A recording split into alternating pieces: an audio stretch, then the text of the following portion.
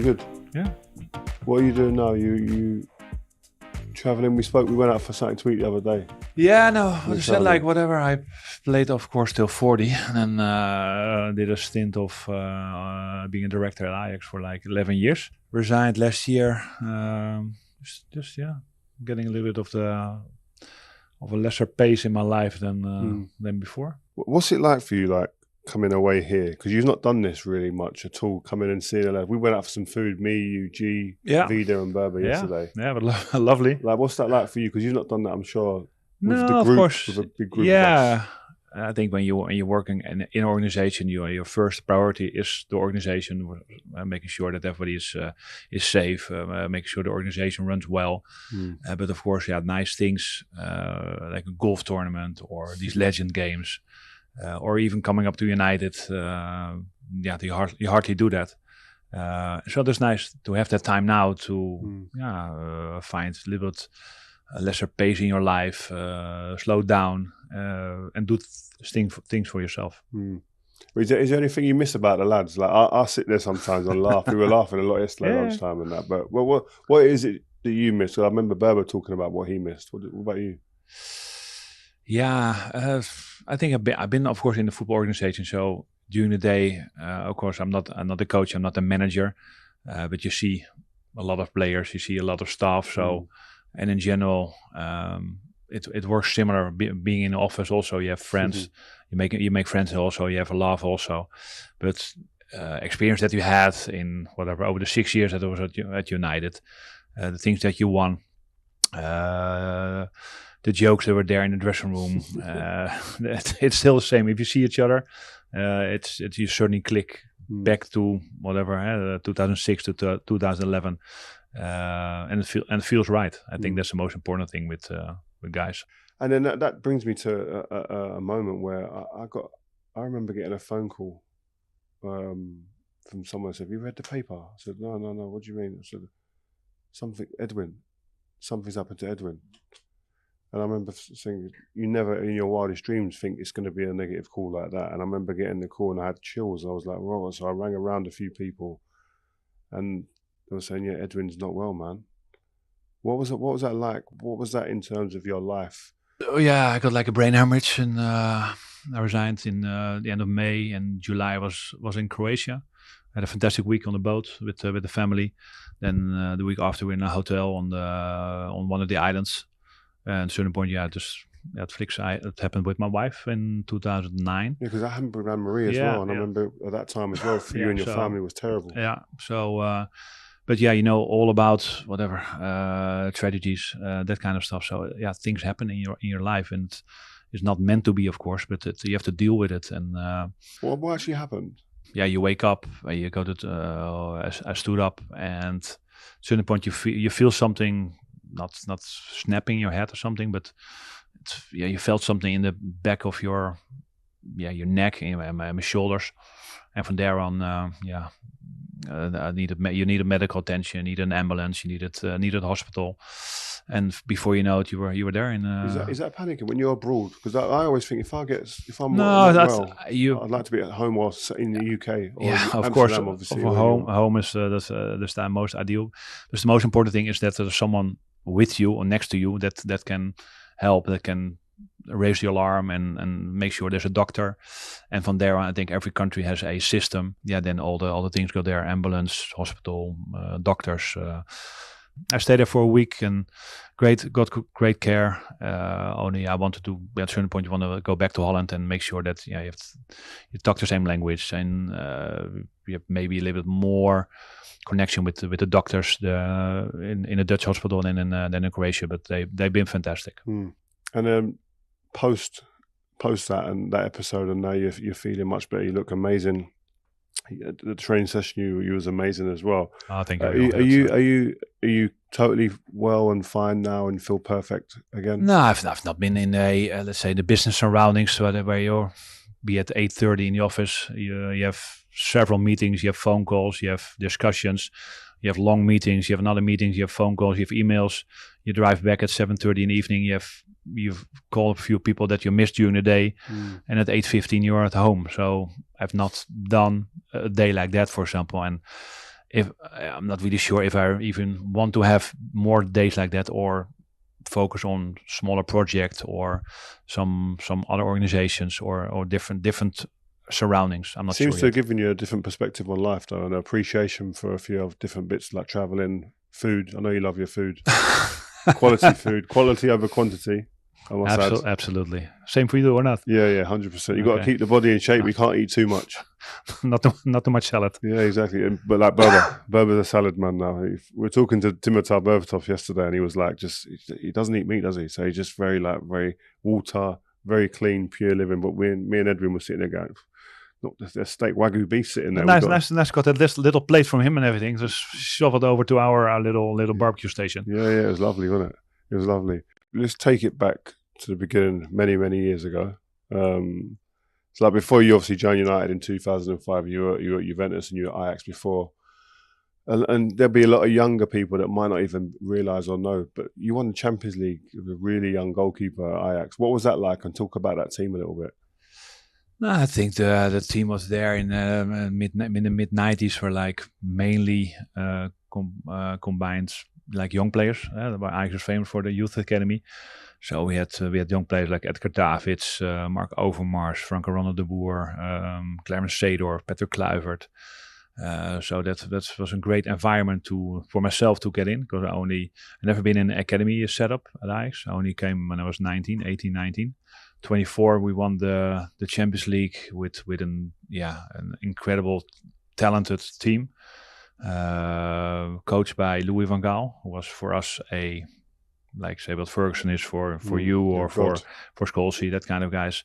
Van Gaal was for us like really the mentor and the guy who had the plan, who knew what we needed in training, the tactics. We really had like a strong team, strong connection with each other, and slowly, one by one, everybody started to leave. Some guys went to England, some went to Barcelona, and for myself, had few opportunities to go. I went in '99. I spoke to Liverpool for a long time, and at a certain point, it could have been different, very different for you. Yeah, no, absolutely, and to Juventus, and I wanted a new challenge. I thought Italy would be like a real proper challenge with new language. I think the goalkeeping, it's sort of like an art there, the defending.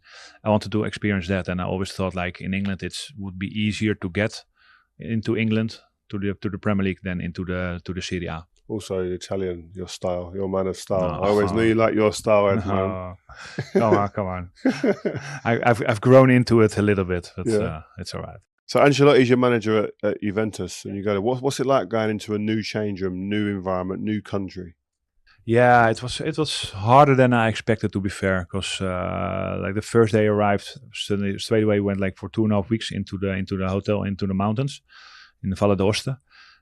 You're surrounded by Italian players, and that was good to learn the language. Edgar Davids was there at the time. Was Zidane there then?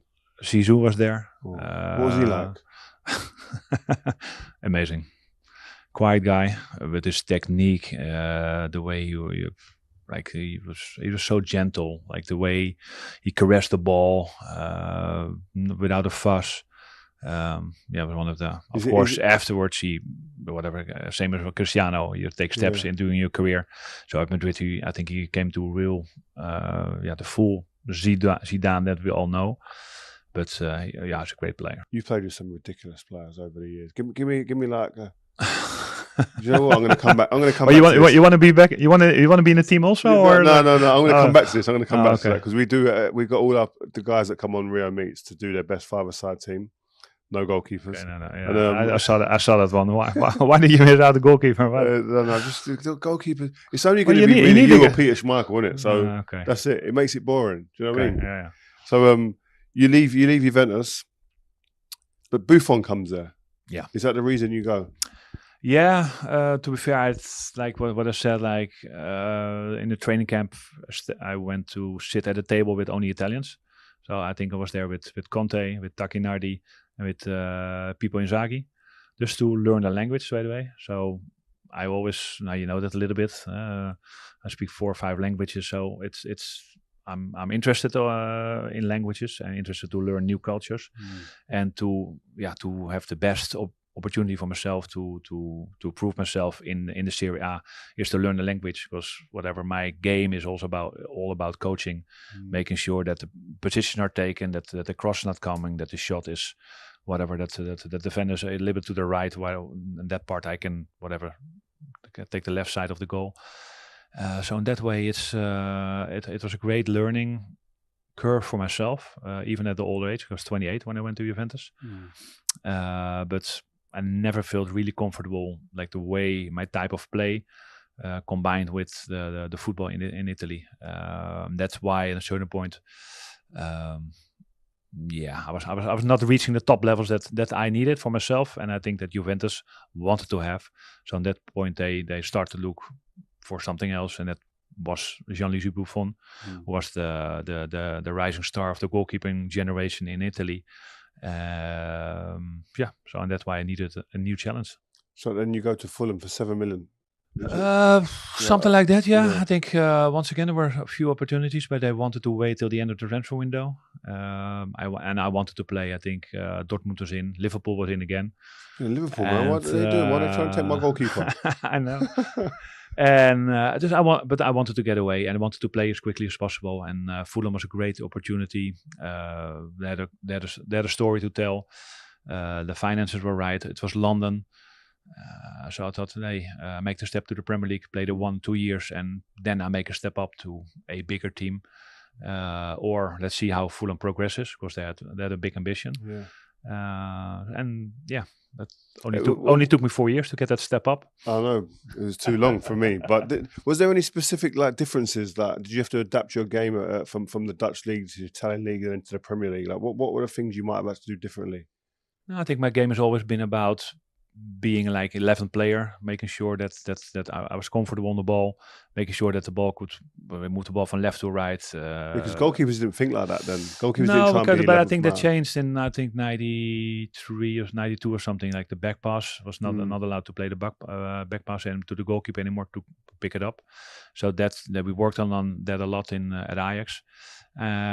So we had an attacking style at Ajax. Juventus wanted also philosophy like that, but it was difficult to change in Italian culture.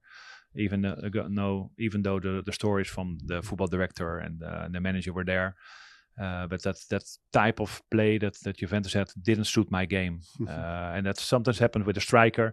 A striker needs whatever crosses, and I needed also more space between my defenders and myself. So I didn't feel comfortable and didn't make enough saves. Didn't make. To make myself important for the club. And then let's move on. Fulham, you had a wonderful time there. You were one of the top goalkeepers in the Premier League, and you signed for Manchester United. Like, talk to me how that happened. And firstly, when you signed, after about a week, I was saying, like, how have we waited this long to get this guy? Cool, calm, composed, makes save when he needs to, but just makes us feel more comfortable. What was it like coming to United? I think that was the reason why Ferguson signed me at the end. I think it was on. I think Ruud had a conversation at the end of the season before about whatever next steps for United, and she said, "Yeah, we're looking for whatever midfielder and a goalkeeper." And so, why don't you take Van der Sar? Ruud van Nistelrooy said that. Yeah. Yes, Ruud. So okay, but he's old and everything, and okay, but he still plays in Premier League. He plays for national team, so probably have another 2 good years in him. And I think that's how the ball started rolling. So what was that first conversation like with Sir Alex Ferguson? He left a voice message on my phone. I had to listen 3 times to it to understand it. I was, hello, Edwin, it's Alex Ferguson. And that took me 3 times. Okay, press 7 to hear the message again. Okay, fucking hell, Alex Ferguson calling me. So I gave him a call back, and he spoke about let's say, we're starting to create a good team again. We need some certainty at the back. We have a young centre half. He needs some guidance. He needs a little bit of coaching, and then he can grow into a world-class centre half. So I think I want to give you that job, and of course stop some balls that are coming through. That was more or less the conversation that he had. He Mm. needed some. I said, Tim Howard, great goalkeeper, but he's still a bit young. I want to have that your experience to, let's say, bring Man United back to whatever a higher level. Did you almost sign, like, was you almost a replacement for Peter Schmeichel? Because I always saw little rumours like that. I think what was that situation? I was in Turin when we more or less had 95% agreed of the contract and everything, and then I believe Man United called, and on that night that Schmeichel was leaving, and if they wanted me to replace him, but I felt already gave my, let's say, my word to Juventus, and I think when I give my word, then it's done. You have to respect that. So you walk into Man United's change room, and I think we can throw that forward to now. Like Onana's done that, David De Gea done that before that. What's it like coming into Manchester United Football Club as a goalkeeper? Yeah, I think because I was, let's say, fairly experienced. I was 34 when I joined United, so 33. So I've you've seen it all. I played World Cups, played Euros, won Champions Leagues. But I had a period of that, 2 years at Juventus, 4 years at Fulham. They didn't win anything. So my eagerness to win something, to have a nice ending of my career, that's what drove me to whatever, to get more out of myself, get more out of the team. And of course, there's a nice backbone there already. Giggs, Gary, even Phil was still there. Yourself, Rooney was emerging himself as talent. Ronaldo was a talent. So there was Keane was still there. So in that way, it was easy to get in to the team for me and get into the changing room, and set my standards that I wanted to, how to organize my defense, making sure that the way we wanted to play together, that it was successful. You mentioned the names there, like obviously household names, some of them. What did that leave on you immediately when you walked in there? What was the feeling you got when you walked in? Felt like a glove. Felt like straight away when I was that, like a warm bath. Like, this is my house, this is my home, this is my house. Warm bath, I like that. A warm bath. I felt that this is my place. So this is where I can perform. This is where I can show my qualities, my skills. At Fulham, there was like a lower anticipation. If you lost on the Saturday, it didn't really matter. Your game was always at the end of match of the day, to be fair. So always had to wait a long time before you saw the games. Life in London was nice, but you wanted that challenge, you wanted that kick to bring the best out of yourself and demand more from players and from the staff, and that's what United gave me. We're out here in Korea for this Legends game, and myself, you, and Vida took a picture of us three. That's a nice picture, was it, Rio? Absolutely. I was happy. Vida was the one. Let's do it. And I was like, I didn't think about this. This is a great picture. I love it. Absolutely. People try and build relationships on a pitch and combinations. We were fortunate to have one that I loved every minute of it, right? But from your perspective, how did the foundations of that start? It's a great mix. Let's say myself, an experienced goalkeeper, yourself, I think the qualities that you had on the ball, where you develop yourself as a player from West Ham, going to Leeds, going to United, and challenging for major honors. The same for Vida, came from Serbia, Moscow, into the Premier League, was new, was a little bit, it was rougher than you yourself. Of course, you were not shy of a challenge, of course, but Vida was. So I think that package of us three, or with Patrice, or with Gary, or with Wes, I think that was the backbone of the team, and of course the strikers and the midfielders. They had the attention with the goals or the crosses or the tricks. But I think the foundation of a successful football club should be built from the back, and I think we had that in the combination of qualities that we all had. I think communication between us off the pitch was huge as well. I think we had some good conversations. I think I always remember one where we used to talk about, especially if I got 1v1 with someone in the box, what side I would show them and where I would stand. Talk me through them details from a goalkeeper's perspective. No, I think the goal is the size of what the goal is, and so if I can help you defending better or putting a player to one side and I can cover the other side, so that helps me a lot also. So the more I coach you, the less I have to do, and that's always been my mantra. making sure that the cross didn't come. I always had a great overview if I was looking at the cross. I saw the striker coming into your back, and I could coach you also in the meantime. And that, at the end, that helped me. Of course, some goalkeepers like to make saves. I didn't like to make saves because I rather have that you do the job. So you and took of course, it's going to be a nice quote somewhere now. But but the main thing is like whatever. If I'm called upon, I should be there. But in the meantime, I had to organize everything. That the shot, the cross, the one-on-one, or the through ball was not there. It's weird. I had 2 goalkeepers in my career that spoke to me with a huge conviction.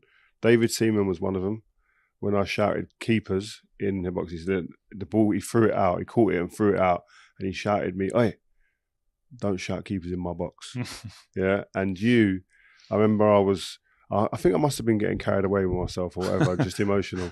Right. Only once, or that happens more often? But I think I was shouting at you loads during a couple of games, and I remember you said to me after the game, "Rio, come on, man, you don't need to shout at me. Let's discuss it." And you talked about a couple of things. So just on the pitch, you don't need to shout like that. If a mistake's made or you're not happy with something, just get on with it, concentrate on your game. I was like, you know what? Actually, he's right. He's right. Yeah, I think I made a great contribution to the team. That's something what was needed, what Ferguson said from the start. And of course, you never know how it ends. But we had a great couple of years, or even more, like 6 years, that we won major trophies, major honors. It was for me the cherry on the cake, on the icing, whatever you call it. It felt right. And that was what I said, like when we saw each other yesterday for lunch, the conversations, the things that we experienced, the laughs that we had, the situation that we talked about. And that is something in life also that is really nice. And of course, everybody takes his own path to a media director, coach, not doing anything, whatever you want to do. No, but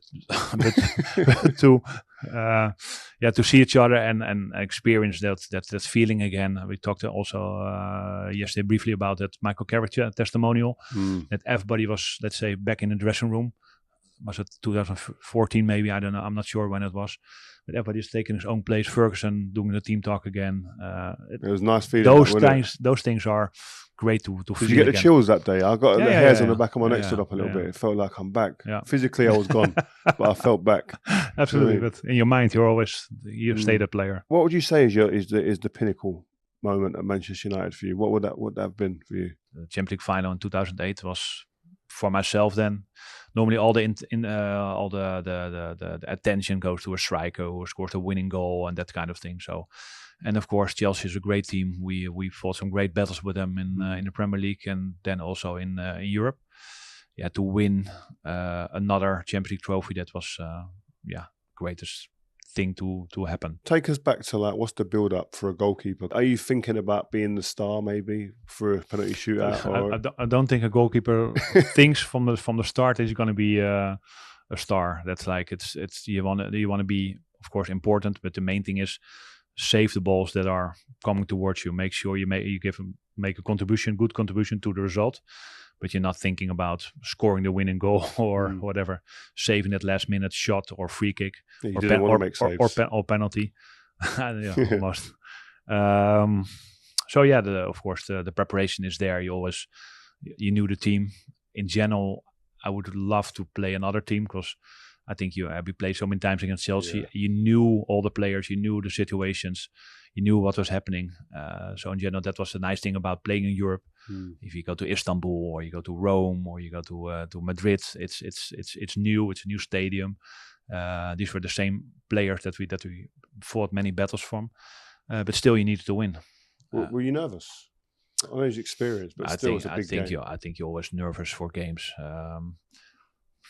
I think you need that performance. You need to have a certain not anxiety, but a certain stress level to make sure that you bring the best out of yourself. Let's take you back to the penalty shootout. And obviously we missed, and it gets to John Terry. Did you score one? Did you take one? I was next. I'm so happy it wasn't. I'm so happy you done your job. I have to give you a little high five for that because I was actually next, man. Okay. And I was so scared. I swear, I was standing there in the line, squeezing the guys, really just trying to stay on my feet because my legs were so wobbly. So I don't know how you guys were, but I was so thankful in the end. It was more relief. Yeah. But talk us about that moment as someone, John Terry's walking up and then the moment he misses. What's going through your head at that moment? Yeah, you do your preparation. You know which corners I think the players would take the shots. Did you have the names and the direction on the bottle? Yeah. I had a piece of paper that together with Eric Steele, we watched the videos, and of course Lampard took many penalties also in the Premier League. Drogba. So we had a few pinned down and wrote them on a piece of paper. One of those little block notes from that you see in the hotel on the bedside table. Yeah. So it's I still have it. Yeah, of course. Oh, wicked! Yeah. Oh, you should have brought it, Ed, man. It's in my biography somewhere. I like that. Yeah, of course. I lost the Champions League final already on penalties. So somehow I think I can't lose another final again on penalties. So yeah, you concentrate, you do your utmost best, you try to outsmart the other players. Sometimes you succeed, most often you're not. But then, at a certain point you thought, okay, this is it. This is not going to happen for me because I went to the right and the ball went to the left. And luckily hit the post. And then Anelka steps up. Did you ever see me? Because I've talked about this before. Did you see me? You wanna what? You wanna? I was saying you wanna get 50% of the. That's what I was trying to take ownership of this situation. Okay, really? Yeah. And I was going, you gotta go this way, Edwin. And luckily, you didn't listen to me one bit because you went the other way. Was that on your sheet? No. Yeah.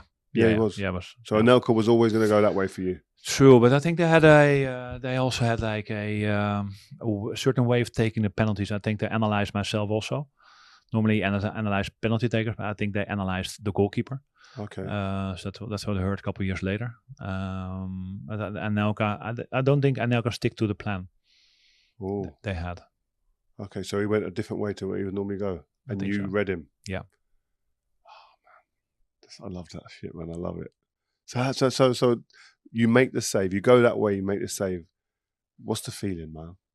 Because there's not many people ever get that feeling. What is that feeling? Yeah, that feeling of whatever. Your world stops 3-4 seconds. You know, you're the pinnacle of whatever the football world or things that are happening. You see you guys sprinting through the rain. You look to the right side. It's mayhem, and you have to 2-3-4 seconds that you're on your own, watching you guys coming and all the things that you experienced through your life, your whatever, as a young boy, as failures, success, and everything. This is the moment, and that was the moment. Yeah, no, it was. And the most important question: what was the after party like for you? All the families there, your wife, Anne-Marie, your wife. But it was late. It was late, like whatever. It took ages. I remember. Because I don't think I have a picture in the dressing room because I was man of the match, whatever. I had to go to the press conference, so I think I missed out on most of the celebration in the dressing room. We both missed that. I had to do a bloody drugs test. Oh yeah. So I was in there on my own, drinking beer on my own, and you was in a press conference. Yeah, the two main people in the thing we'd missed out. And it took a long time to get back to the hotel, so it was like late. And of course, the families were there, and you had music, and you had took some picture with the trophy, and it didn't really sink in. To be fair. What? That was the drunkest night of my life. No, I don't know. I had a conversation with David Gill also. He never stepped up, to be fair, because I tried to get him to get us all Rolexes or something with Moscow 2008 and everything, but I don't think he fall for that one. I think it was tight, man. No, he was all right. my contracts were always fine, so that's the most important thing. You know who got a watch that night? Giggsy. Because I organised. Okay, that's true. That was a nice one because he played. He surpassed Sir Bobby's record. I think. I organised to get I remember a that watch. One. All the lads chipped in. I don't know if you put your money in, but no, they were great times, man. And again, when there's certain people that you meet. What about that party that night late in Manchester? What one? There was a few. There was not one. Like we arrived, very late in Manchester. Oh, horrendous! The worst. No parade. We went, I think, to a casino or something for a couple of drinks, but like it's not the parties that I expected. To be fair, when to winning the Champions League with Manchester United. Thank you, Ed. Thank you. We had Mr. Gill come on the show, and you have to call him Mr. I've always called him Mr. Gill. Okay. Yeah, no, it's David. It's fine. You call him David. Yeah, I don't know. You was a CEO, so it's different vibes between you guys. But the same age, mostly. Yeah, Mr. Gill. He was on. I asked him exactly that because I thought it was only me that thought that. You win the Champions League, the double with the Premier League, and we arrived back in the UK in Manchester, and there's about 100 people there. I know. And we was thinking. And I see pictures of teams going and parading with 1 million people in the city centre and stuff. No one even bothered to come out. But the club didn't organise it. And they were told they couldn't because of what happened with Rangers, the week before, I think there was a big fight. They wrecked the city, so they wouldn't do it for us. So, that was one of the big things that I regretted and didn't. The lead left a bad taste in a way. But you retire, you finish football, you become the Ajax marketing director. We talked about this at lunch yesterday with the guys. You didn't really have any time off. Yeah, let's say I played till 2011. After that, I did some commercial stuff for United, did some TV work for the Dutch television with Champions League. Did a master in sports management. So I went straight on, and then 2012 started. I got the opportunity to become one of the directors of the Ajax on the marketing side, and also try to bring back the club. Had some great conversation with Johan Cruyff at that point, with Dennis Bergkamp, and they wanted to have a football player developed into a path to become the chief executive of the club. I touched a little bit. I thought about the idea. I spoke to some people. I spoke with the agent. Spoke to my wife.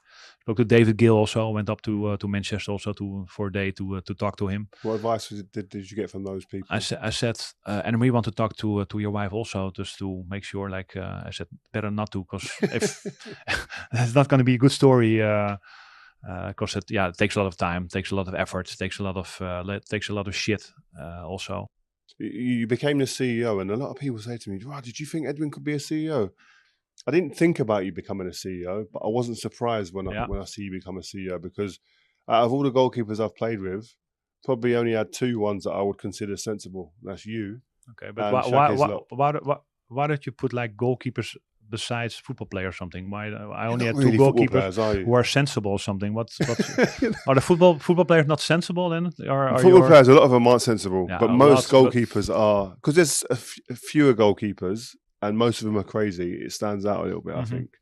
But you and Shaq's lot probably the most sensible ones that I played with. No disrespect to the others, but so I kind of wasn't surprised that you become a CEO. What were some of the biggest challenges that you faced?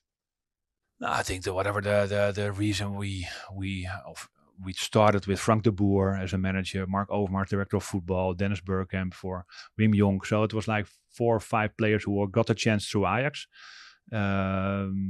became household names in the world of football, had success, went abroad, and to be there all together to try to create and bring back the club. I think the club had some issues in the past and everything, and we driven away from what Ajax is. It's about creating talent, giving young players a chance, the ability to play offensive football, and that's something that we wanted to bring back. And I think that we succeeded in that part, and we had created great success, even playing a European final against Manchester United in 2017.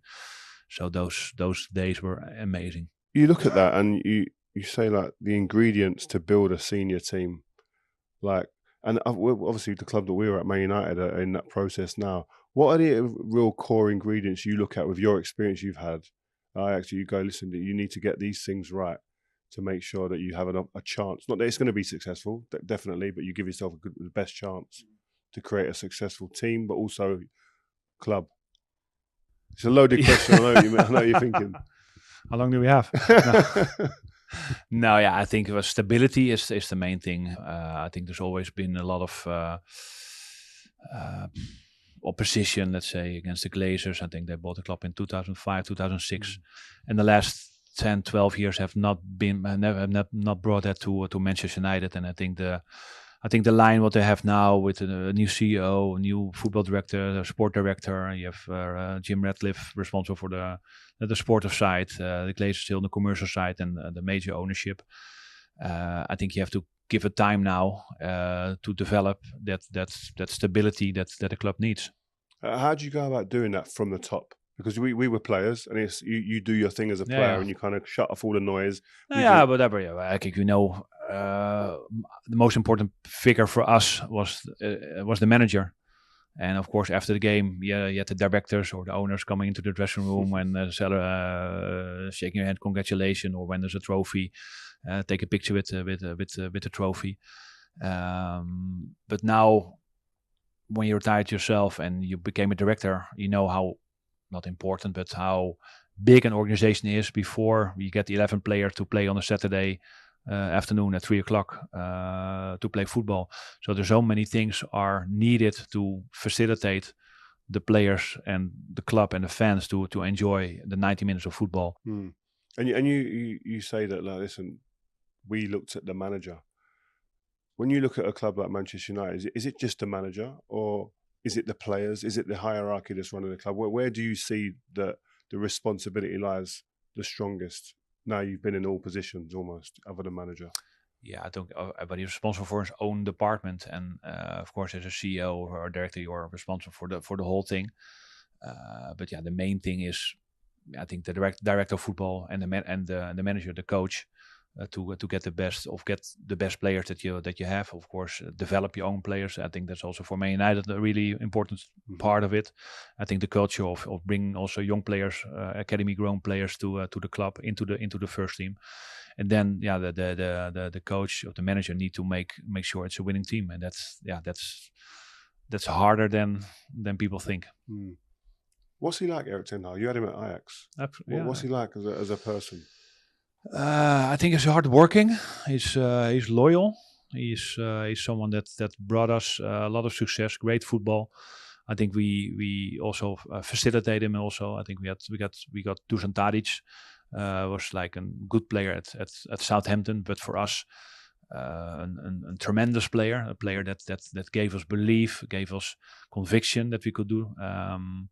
I sold myself, Dede Blind, or myself together with Mark Overmars, to Manchester United. I think Dede did okay. I don't think he got appreciated enough at United, and we bought him back for even more money and also a higher salary to bring him back into the club and make sure that he could able to develop also, for example, Matthijs de Ligt. So that combination with great players and Erik, who got his, let's say, first opportunity at the big club at Ajax, to create history for us. And yeah, we always did it by reaching the final and a couple of seconds away from the final in the Champions League in 2019. So he's been great for us. I've interviewed him a couple of times. He seems like a really steely character. Did you speak to him about going there to expect this element maybe and to be able to deal with it? Of course, I spoke about the club, about the history, of course, but I think he prepared himself well for the job. He delivered 2 trophies in the first 2 years. You finished your role at Ajax. Did that finish the way that you would have liked? We spoke yesterday, and I could see there was a tinge of like... Not really, because you hope to finish on a high. And I think we have won a couple of trophies, did well in Europe, created value for the club. We sold a tremendous amount of players. We did on the commercial side, fantastic deals with Adidas, the main sponsor. We created something special. We created a culture again that Ajax need to be top in developing talent. The future for talent is Ajax. The academy grows, but you want to end, let's say, with a trophy, with a championship, and that didn't happen. I think the 11-12 years were tough, were great. Stressful. It's stressful. It's a lot. It's at a certain point you're going to be lived by your diary, your telephone, the emails, the results. So at a certain point, I had enough. It was sort of, criticism is nice, but they have to be real. It have to be honest. At a certain point, I thought, why do I put so many hours into a job? It's not my club. It's of course it's great to be part of it, but I wanted to have a lesser occupied week. To be fair. So just to finish on a lighter note, who would be your top 3 goalkeepers in the world right now? I always admired Manuel Neuer, and of course he's coming towards, let's say, maybe not the end of his career, but I like him. I think Donnarumma did a lot of nice things. Of course, I like a footballing goalkeeper. Ederson I like from City. Alisson, I like the way he composes himself. He's quiet. It's doesn't make the saves. Doesn't make. But even I spoke to Peter Schmeichel also. I think he said it himself also. Like he needed a certain way of reacting during a game. Like he needed for himself to perform on the highest level. But that's never been my game. But same with what you said about myself. What I said to you. Just focus on the things you do. I coach you, I help you, but don't come bothering me, because I know when I make a mistake or when I should have played the ball to the left or to the right. Say it in halftime, and I've never been a big shouter. And I just thought about it now, talking about good like goalkeepers. Raya and Ramsdale last season, they had 2 number ones. Yeah. How would you have dealt with that? Because that was a big debate, a big talking point last season when that happened. If Man United had bought another number one at that point, what does that do to the current number one in the team? Yeah, I think even a goalkeeper, you don't make that many actions during a game. You train hard during the week to make sure you prepare yourself for everything, that you have the best reaction saves, that you're quick, that you can outsmart the striker or whatever. But you need a couple of actions during a game, and when you only have one game a week, it's probably difficult to maintain that sharpness. But personally, I wouldn't have liked it.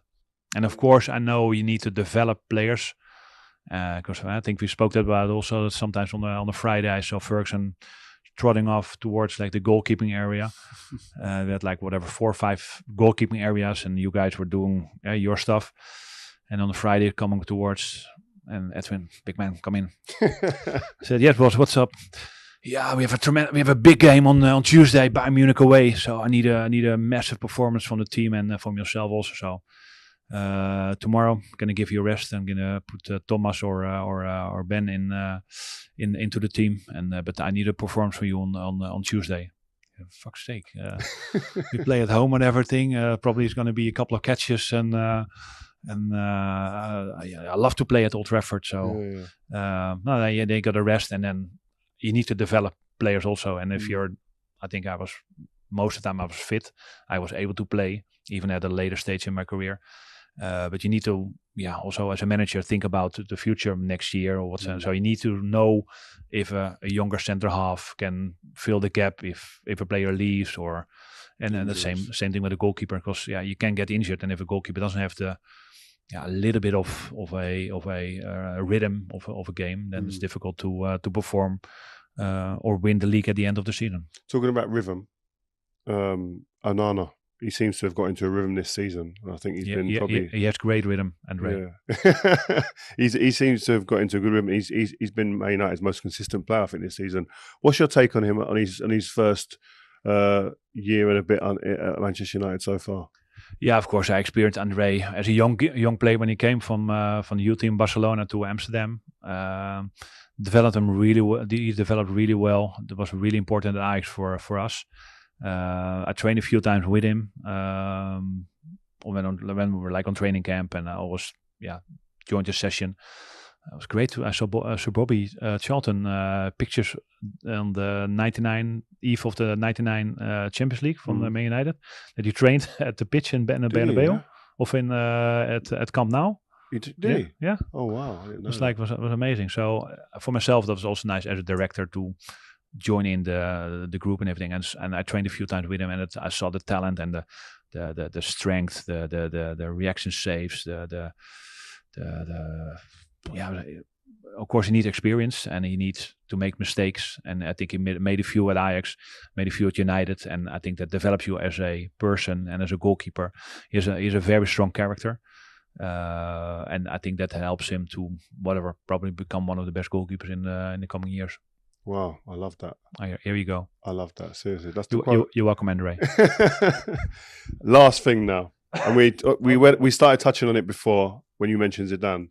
You've played with some great players in your career. Give me your top 5 players, 5-a-side team. Okay, not particular order. I think I put Frank Rijkaard there. He was one of my favorite players, growing up. Yeah, I think I know that's like he's tall and everything. He has a nice movement. He can play midfield, can play centre half. I think for you also, I think you could have played centre midfield also or not. Thanks, Ed. Yeah. In today's game, maybe not in our time.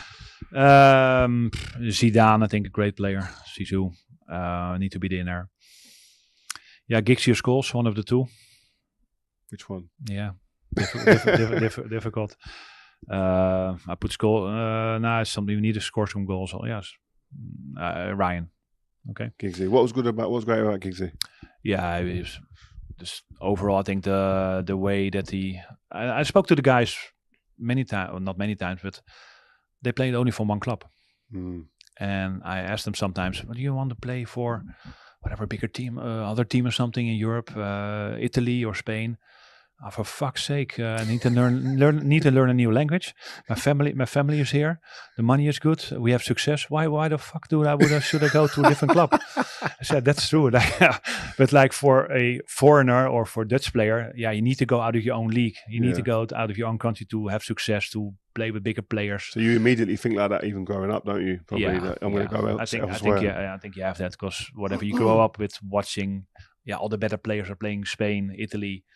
England, of course, there are some alterations during certain eras, but those are the big leagues, and that's where you want to play. At a certain point, of course, you want to make it as a player for your club in Holland, and you want to reach a national team, and then after that, you want to go to a big team in a big competition. So Rijkaard, Giggsy, Zidane, Cristiano. What made him great? You see him at Manchester United. Let's talk about that time. I think we saw that also. I think he developed, but also I think we developed him. I think we were like the experienced players. I had also a couple of words with him and a couple of chats about what to do. And remember him sitting in the old gym with an elastic band on his ankle and having to. So you're in early. But I wanna. So what's your aim? I want to become the best footballer in the world. He said that to you? Say, okay, Ronnie said a lot of players want to be the best player in the world. Said like, did you believe he could? No, I want to be the best player in the world. And I think the way he trained, like the way he did the gym, his technique training, shooting, free kicks. Yeah, he put a lot of things in it. I think he had his own chef already at that time. I remember. After training, he always said like, Edwin, let's take some free kicks. I said, Ronnie, take Thomas or take Ben or something. It's like my youngest. Take somebody else. Like no, I want to score against the best. Said Ronnie, you're not going to score. Go and goal. Okay, so we went and goal, and of course the way he stands and took the free kicks, and especially that time he had those balls that were going that way. And so okay, not last 3. And when he didn't score, no, one more. They always wanted to finish with a goal. Say, Ronnie, what about my confidence? Why is it only about your confidence? So it was fantastic to work with him and to play with him and the way he developed himself and still is playing. So great accomplishment. Crazy. So last one. One more. Some teamness, by the way. Okay. Clarence Seedorf. I only played short bit at Ajax because he was very early when he came in the team, and also he left quite early already. Was he 16 when he came in the first team? He was 16, yeah. As a right back, he came in. Clarence Seedorf was a right back when he came in? No. He was, but he got the opportunity as a right back. I think he made a debut as a right back. Wow! But he played all over. He played as number 3. He played as a 6, as a 10. He could play. I think he plays as a striker. Also, won the game against Feyenoord. He played as a like a little bit in the Messi role, like the number 9 role. I think he played there also. He was a ridiculous footballer. I think he's one of the most at the top level. I think he's probably one of the most unappreciated players outside of players. Mm-hmm. Do you know what I mean? Yeah. Fans and media don't talk about. We talk about greats.